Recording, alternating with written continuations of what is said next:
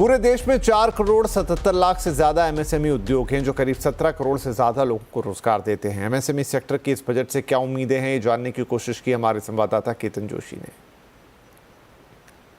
Budget से MSME sector को काफी उम्मीदें हैं। चंद्रकांत भाई, आप वित्त मंत्री से क्या चाहते हैं? मैं चाहता हूँ जीएसटी रेट को थोड़ा सा कम किया जाए और इनके बेस को बढ़ा किए हर कमोडिटी जो है बेसिक कमोडिटी जो कई कमोडिटी जीएसटी में नहीं उसको कवर किया जाए। और मुझे लगता है ट्रांसपोर्टेशन कॉस्ट इंडिया में ज़्यादा है तो फ्यूल को भी जीएसटी में ला के हमें ट्रांसपोर्ट को कम करना चाहिए, इससे लॉजिस्टिक कॉस्ट कम हो, इंडियन इंडस्ट्री सर्वाइव कर पाए। कुछ और ओपिनियन लेते हैं, आप क्या चाहते हैं वित्त मंत्री से?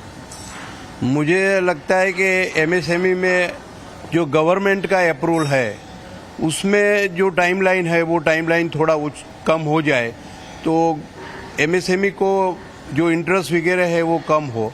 दूसरा, कोई ऐसा एमएसएमई को इंसेंटिव दे, गवर्नमेंट जो भी नक्की करे, लेकिन ऐसा इंसेंटिव हो जो एमएसएमई को फायदा हो, तो मेरे ख्याल से वो बढ़ावा होगा।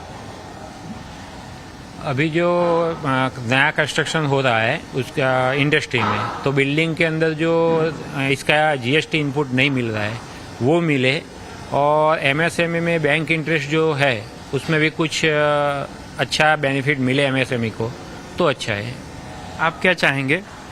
मैं कंस्ट्रक्शन बिजनेस से रिलेटेड है तो मेरा तो ज़्यादा गवर्नमेंट से बजट में नहीं होगा, लेकिन जो फ्रीबीज चल रही है उसकी वजह से जो लोवेस्ट बेसिक वर्कफोर्स है उसमें बहुत तकलीफ हो रही है।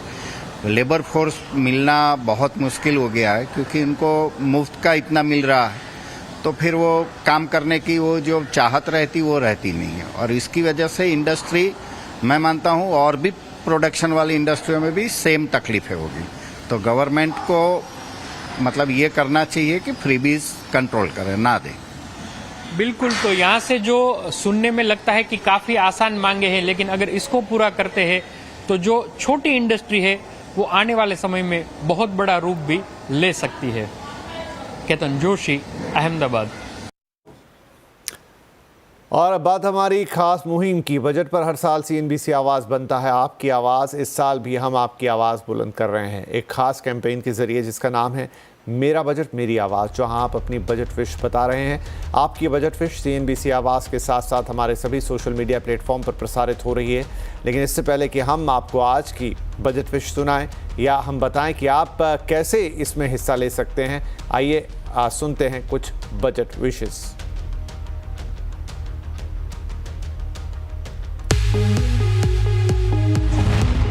फरवरी को जो बजट पेश होने वाला है उससे टैक्स पेयर्स को बहुत उम्मीदें हैं, खास तौर पे जो लोग सैलरीड क्लास में बिलोंग करते हैं, जिनकी इनकम आती है टीडीएस कट के, उनको सारी इनकम आती है और उनके पास टैक्स बचाने के लिए कोई तरीका नहीं होता, क्योंकि जो पर्सनल स्लैब रेट्स हैं उसमें स्पेशली जब से न्यू रिजीम आई है टैक्स बचाने का कोई ज़्यादा तरीका टैक्स पेयर्स के पास बचा नहीं है। तो अगर हम कॉर्पोरेट टैक्स और पर्सनल इनकम टैक्स को कंपेयर करेंगे तो कॉर्पोरेट टैक्स बहुत कम कर दिया गया है और पर्सनल टैक्स आज भी हाई स्लैब में फॉल करता है, और पर्सनल टैक्स की जो कलेक्शन है वो भी ज्यादा है कॉर्पोरेट के मुकाबले। तो मुझे लगता है कि बहुत लोगों की उम्मीदें हैं इस बजट से, जहां पे पर्सनल टैक्स रेट पे ध्यान दिया जाएगा और उसको कम किया जाएगा, और कुछ ऐसे मेजर्स लेने चाहिए सरकार को जिसमें आपका जो पर्सनल टैक्स का कैलकुलेशन है उसको ईजी कर दिया जाए, यानी कि जो ओल्ड रिजीम है न्यू रिजीम है उसमें से एक ही रखें, यानी कि न्यू को ओल्ड को हटा दिया जाए और न्यू रिजीम को और कॉम्प्लिकेट ना करें और स्लैब्स ना बढ़ाएं, इनफैक्ट और रैशनलाइज कर दें और कम कर दें, ताकि एक आम टैक्स पेयर जब रिटर्न भरने जाता है या टैक्स भरने जाता है उसको कोई कंफ्यूजन ना हो, वो अपनी टैक्स लायबिलिटी इजीली कैलकुलेट कर सके और टैक्स बचाने के जितने तरीके हैं उनसे टैक्स बचा सके और आसानी से अपनी रिटर्न फाइल करके कंप्लायंस पार्ट को बर्डन ना समझ के उसको कर सके। तो अगर आप भी चाहते हैं कि आपकी बजट विश भी सीएनबीसी आवाज़ के जरिए वित्त मंत्री तक पहुंचे तो इसका तरीका आसान है। बस आपको अपने स्मार्टफोन से 90 सेकंड तक का एक वीडियो बनाना है। बेहतर होगा कि वीडियो आप वर्टिकल मोड में बनाएं, यानी वीडियो बनाते वक्त आप अपने फ़ोन को कुछ ऐसा रखें जैसा स्क्रीन पर इस वक्त दिखाई दे रहा है, और इसे HD क्वालिटी सिलेक्ट करके हमें 70452200000 पर व्हाट्सएप कर दे। वीडियो भेजते वक्त अपना और शहर का नाम ज़रूर लिखें। नंबर नोट कीजिए एक बार फिर से 70452 9822000000। आपका ये वीडियो CNBC आवाज़ के साथ साथ हमारे सोशल मीडिया प्लेटफॉर्म्स यानी इंस्टाग्राम, फेसबुक, एक्स और यूट्यूब पर भी पोस्ट किया जाएगा। अब बात बाजार की, जहां पर आज 3 दिनों की तेजी पर ब्रेक लग गया। सेंसेक्स और निफ्टी गिरावट के साथ बंद हुए। सेंसेक्स 423 अंक तो निफ्टी 109 अंक गिरकर बंद हुआ है। निफ्टी बैंक इंडेक्स 1.5% फिसला। आईटी, बैंकिंग, ऑटो शेयरों में आज दबाव था। हालांकि पीएससी, रियल्टी, एनर्जी इंडेक्स में एक बढ़त देखने को मिली। मेटल और फार्मा में भी आज खरीदारी रही। बाजार को किन सेक्टर्स और शेयर्स से सबसे ज़्यादा धक्का लगा या कहां पर एक उछाल हमने देखा, वो बताने के लिए हमारी सहयोगी कंचन हमारे साथ हैं। हाय कंचन, तो कहाँ आज थोड़ी शेयर्स में तेज़ी देखने को मिली इस गिरावट भरे दिन में भी, और कौन से शेयर्स थे जो पिछड़ गए? तो डेफिनेटली आज एक जो हमें विनिंग स्ट्रीक देखने को मिल रही थी पिछले 3 दिन से, उसमें एक ब्रेक तो लगता हुआ दिखाई दिया है। लेकिन अब बात करते हैं कि स्टॉक स्पेसिफिक एक्शन किस तरीके का देखने को मिला है।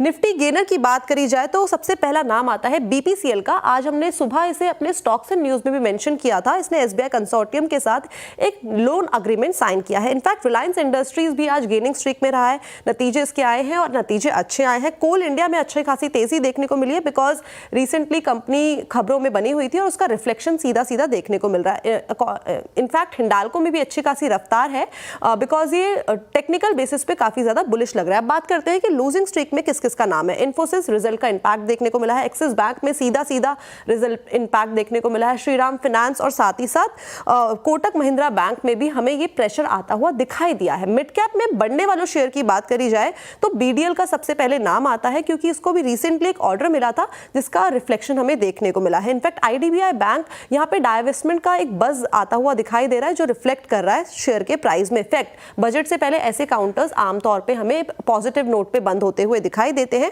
और IRB इंफ्रा में भी यहां पे प्रमोटर्स की तरफ से स्टॉक में खरीदारी की गई है जिसके बाद ये पॉजिटिव मोमेंटम दिखाई दे रहा है। लूजिंग स्ट्रीक में बात करी जाए तो कल्याण ज्वेलर्स का सबसे पहले नाम आता है। इनफैक्ट जब कंपनी ने Q3 अपडेट्स दिए थे लगातार उसके बाद यहां पे एक गिरावट देखने को मिल रही है। पॉलिसी बाजार, सुप्रीम इंडस्ट्री और मैक्स इंडिया में प्रेशर के साथ बंद हुए हैं बिकॉज मार्केट इतना ज्यादा वॉलेटाइल है जो रिफ्लेक्शन स्टॉक प्राइस में आता हुआ दिखाई दिया है।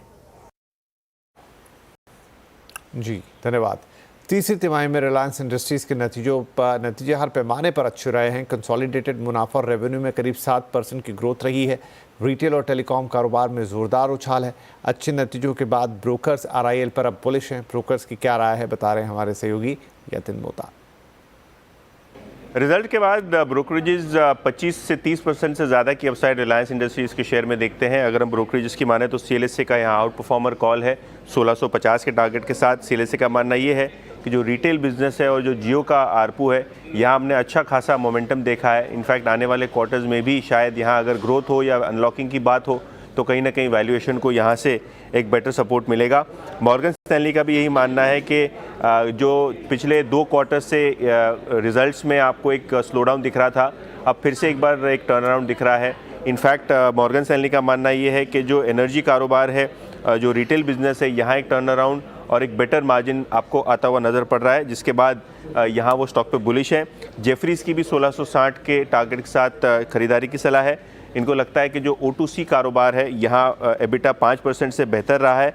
और अगर हम O2C प्रॉफिटेबिलिटी की बात करें तो रिफाइनिंग मार्जिन्स में एक कमबैक आता हुआ नज़र पड़ा है, जहाँ एक टर्न अराउंड भी देखने को मिला है।